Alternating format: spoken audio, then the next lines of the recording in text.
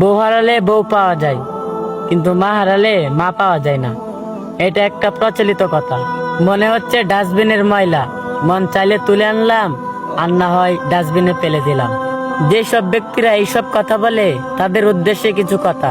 মা আর বউ এই দুজন হচ্ছে দুই মেরু।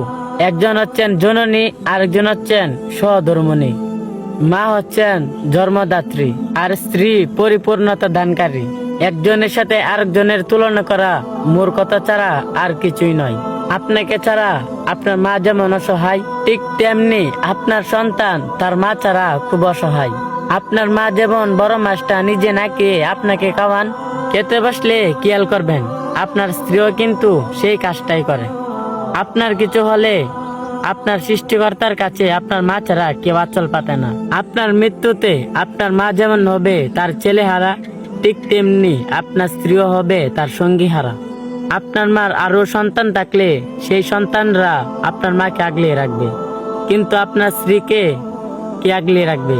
আপনার মার আরো সন্তান থাকলে সেই সন্তানদের পেয়ে আপনার মার কিছুটা কষ্ট কমে যাবে, কিন্তু আপনার স্ত্রীর আপনি ছাড়া তো কোনো গতি নেই।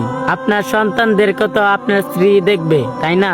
আপনার মা অন্য সন্তানদের সাথে বাকি জীবনটা কাটিয়ে দেবে, কিন্তু আপনার স্ত্রী কি নিয়ে বাঁচবে? আর সন্তানদের কি ভবিষ্যৎ হবে? আর এই সন্তানদের দায়িত্বই কে নেবে?